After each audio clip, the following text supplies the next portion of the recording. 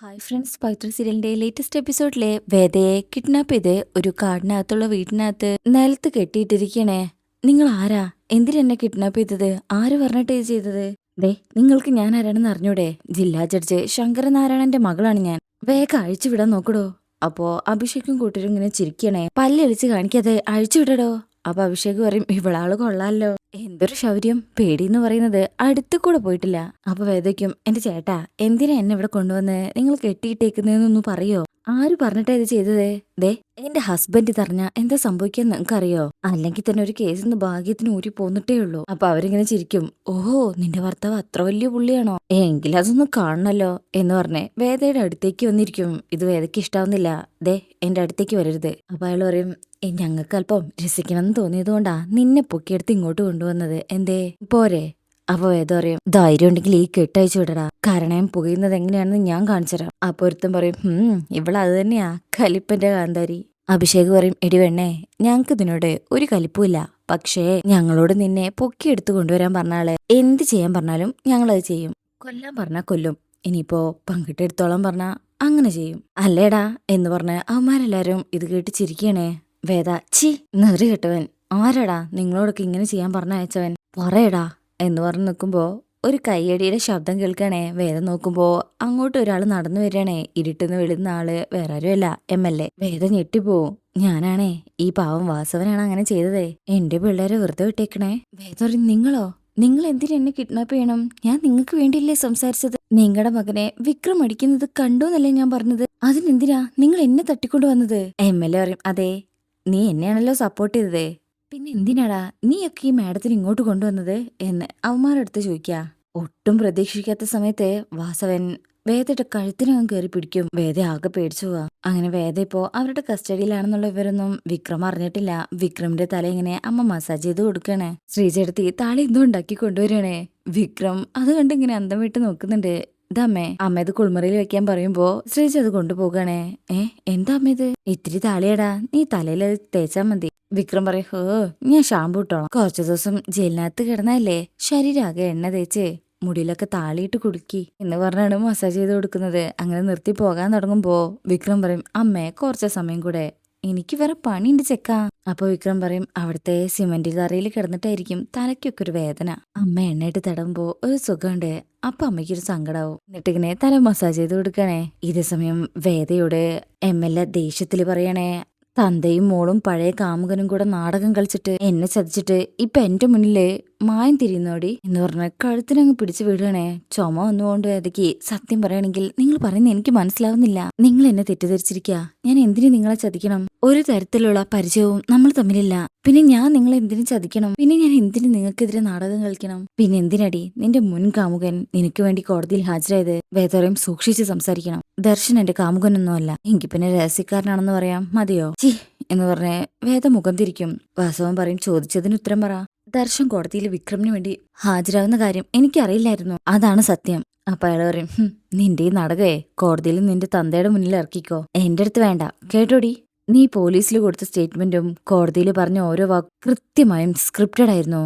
വേദയ്ക്കും, സ്ക്രിപ്റ്റഡോ? വാസവൻ പറയും, അതെ, നീയും നിന്റെ തന്തയും ദർശനും കൂടെ വിക്രമിന് വേണ്ടി ഉണ്ടാക്കിയത്. ഒറ്റനോട്ടത്തിൽ വിക്രമിനെതിരെയാണെന്ന് തോന്നും, പക്ഷേ അതിൽ ബുദ്ധിയുള്ളൊരു വക്കീലിന് പൊളിക്കാനുള്ള എല്ലാ പഴുതുകളും സൂക്ഷിച്ചുകൊണ്ടുള്ളത്. ഒരു വക്കീലിന്റെ ബുദ്ധിയിൽ തിരിഞ്ഞതാണ് നിന്റെ ദൃക്സാക്ഷി മൊഴിയെന്ന് മനസ്സിലാക്കാൻ എന്റെ ഇത്രയും കാലത്തെ പരിചയം മാത്രം മതി എനിക്ക്. വേദങ്ങ് പുച്ഛിച്ച് ചിരിക്കണേ. എന്താടി ഒരു ഓഞ്ഞയില്? വേദ പറയും, ഒന്നുമില്ല. അപ്പൊ അയാൾ ഇങ്ങനെ നോക്കി നിൽക്കണേ. ഇതേ സമയം വിക്രം കുളിച്ചു വരണേ. അമ്മയുടെ വെജിറ്റബിൾസ് എന്തോ ആട്ട് ചെയ്തോണ്ടിരിക്കുക. ഇത് കണ്ട അമ്മ, ഷോ എന്താടാ ഇത്, തലേന്ന് വെള്ളം ഒലിക്കുന്നു എന്ന് പറഞ്ഞ് ടവല് വാങ്ങിച്ച് തലയൊക്കെ തുടച്ചു കൊടുക്കും. ശ്രീജേ, ആ രാസനാഥിങ്ങ എടുത്തേ എന്ന് വിളിച്ചു പറയുമ്പോഴേക്കും അതുമായിട്ട് ശ്രീചേടത്തി എത്തും. അത് കാണുമ്പോ തന്നെ വിക്രം പറയും, അയ്യേ ഇതൊന്നും വേണ്ടമ്മേ, അടങ്ങി നിക്കടാ, നേർക്കെട്ടിന് നല്ലതാ എന്ന് പറഞ്ഞ് തലയിലിട്ട് കൊടുക്കും. ഇത് മണപ്പിക്കടാ. അങ്ങനെ വിക്രം അതെടുത്ത് മണക്കലും തുമ്മും അങ്ങോട്ട്. അമ്മ ഇങ്ങനെ ചിരിക്കണേ. അപ്പോഴേക്കും ഈ സമയം വേദയുടെ വാസവൻ പറയണ, ആദ്യം ദിവസം നിന്റെ മൊഴി കോടതിയിൽ രേഖപ്പെടുത്തി കഴിഞ്ഞപ്പോ തന്നെ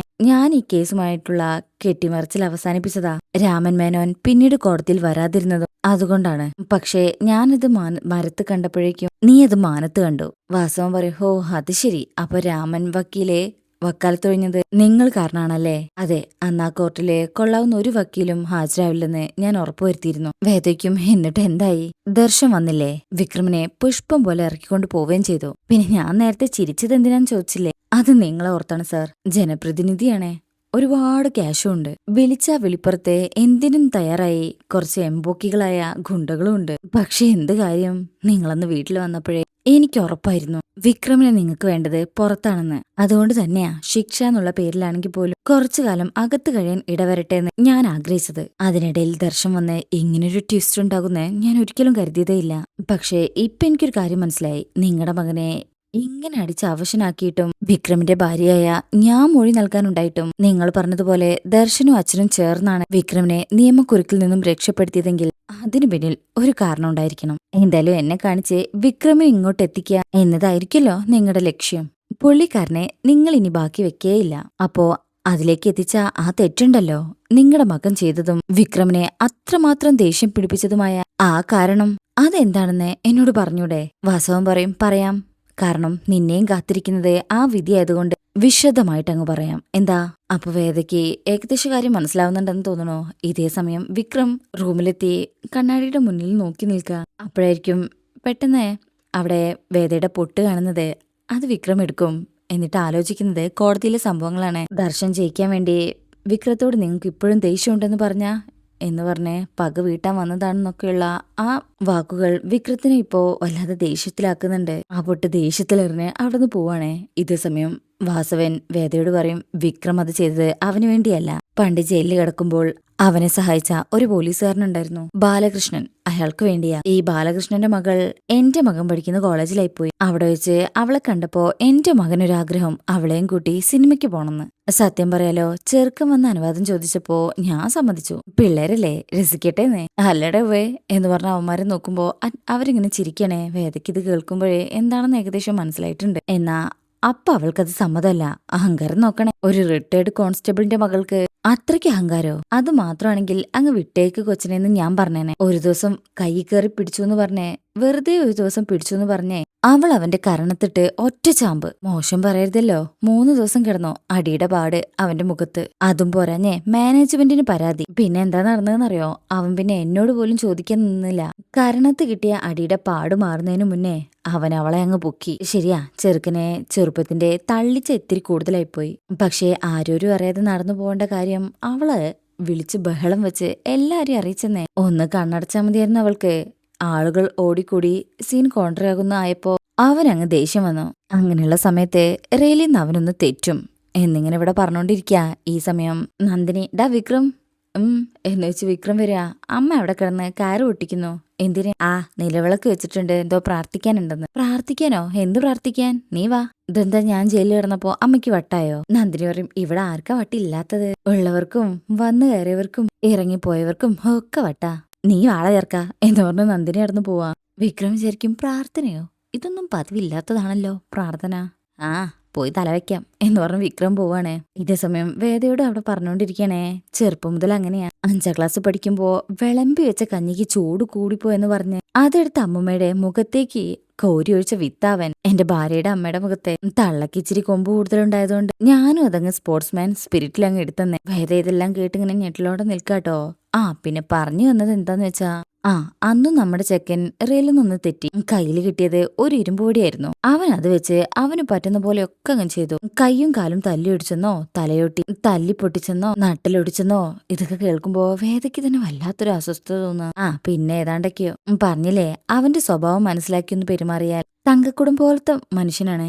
പിന്നെന്ത് ചെയ്യാനാ? അന്ന് ബാലൻ സാറേ അവനെ ഒരു അടി അടിച്ചിരുന്നെങ്കിൽ ഞാൻ സഹിച്ചേനെ. ഒരു പെൺകുട്ടിയുടെ അച്ഛനല്ലേ, ദേഷ്യം കാണുന്നേ ഞാനങ്ങ് വിചാരിച്ചേനെ. പക്ഷേ അവനെ നിന്റെ ഭർത്താവ് തല്ലിയ അത് ഞാൻ സഹിക്കില്ല. തല്ലാൻ അവന് അവകാശമില്ലെന്നേ. പിന്നെ അവനെ രക്ഷിക്കാൻ നിന്റെ അച്ഛനും രഹസ്യക്കാരനും കൂട്ടുനിന്നതും അതും സഹിക്കാൻ പറ്റുന്ന കാര്യമല്ല മോളെ. അതുകൊണ്ടാ ഞാൻ നിന്നെ ഇങ്ങ് പൊക്കിയത്. നീ വിചാരിക്കുന്നത് പോലെ നിന്നെ ചൂണ്ടയിട്ട് അവനെ പിടിക്കാനുള്ള വഴിയൊന്നും അല്ലാട്ടോ. ആദ്യം കരുതിയത് നിന്റെ അച്ഛനൊരു പണി കൊടുത്താലോന്നാ. പക്ഷെ അത് പ്രശ്നമാവെന്ന് എനിക്കറിയാം. പിന്നെ തോന്നി എന്റെ മകന്റെ അവസ്ഥ കണ്ട് ഞാൻ കരഞ്ഞതുപോലെ നിന്റെ അവസ്ഥ കണ്ട് ജില്ലാ ജഡ്ജ് ശങ്കരനാരായണനും ആ വിക്രത്തിന്റെ അച്ഛൻ സുധാകരൻ മാഷും അതോർത്ത് കരയാ വേണ്ടത്. അതിന് നീയാണ് വേണ്ടതെന്ന് പറഞ്ഞപ്പോ നമ്മുടെ പിള്ളേരങ്ങ് ഉഷാറായി. വേദങ്ങനെ അവരെ നോക്കുന്നുണ്ട്. പിന്നെ ഒരു പേടിയൊക്കെ ഉണ്ട്, എങ്കിലും അത് വല്ലാതെ പുറത്ത് കാണിക്കുന്നില്ല. ഇതേ സമയം കമല അവിടെ വിളക്കൊക്കെ വെച്ച് വിക്രത്തെ അവിടെ നിർത്തി പ്രാർത്ഥിക്കുക. അത് കാണുന്ന വിക്രം ചോദിക്കും, ഷോ കഷ്ടായി പോയല്ലോ ഇതൊക്കെ. ശ്രീജയും നന്ദിനിയുടെ അടുത്ത് ഈ കഷ്ടപ്പാടൊക്കെ മാറാൻ വേണ്ടിയത് ഇനി ഇത് പിടിച്ചേ എന്ന് പറഞ്ഞൊരു സാധനം കൊടുക്കുമ്പോ വിക്രം ചോദിക്കും, എന്താ ഇത്? നിന്നെ അറസ്റ്റ് ചെയ്ത അന്നു മുതൽ ഓരോ ദിവസവും അമ്മ പ്രാർത്ഥിച്ചിട്ട് വെച്ചിരുന്ന ആ വഴിപാടായത്. ഇത് വാങ്ങിച്ച് കണ്ണടച്ച് പ്രാർത്ഥിച്ച് ആ വിഗ്രഹത്തിന്റെ മുന്നിൽ വെക്കി, നാളെ അമ്പലത്തിൽ പോയി കൊടുക്കാനുള്ളതാ. വെക്കേ എന്ന് പറയുമ്പോ അത് വാങ്ങിച്ച് പ്രാർത്ഥിച്ച് വിക്രം അത് അവിടെ വെക്കാണ്. അങ്ങനെ പ്രാർത്ഥിച്ച് വെക്കുമ്പോഴായിരിക്കും അങ്ങോട്ട് വിനായകൻ വരുന്നത്. വിനായകനും പ്രാർത്ഥിക്കും, എന്താ ഈ സമയത്തൊരു പ്രാർത്ഥന? നന്ദിനി പറയും, വിക്രത്തെ ജയിലിൽ നിന്ന് വിട്ടതിന്റെ വഴിപാടാ. ഓ, പറഞ്ഞ പോലെ നീ ജയിലിലായിരുന്നല്ലോ, ഞാനത് മറന്നുപോയി. നന്ദിനി പറയും, വന്ന് കേറിയപ്പോ മുതലേ ഗൾഫിൽ നിന്ന് വന്നതുപോലെയാ അമ്മ ഇവനെ ട്രീറ്റ് ചെയ്യുന്നത്. വിനയൻ ചോദിക്കും, ആണോ നന്ദിനി? എന്താ അമ്മേ? അതിൽ അമ്മയ്ക്ക് ദേഷ്യം വരും.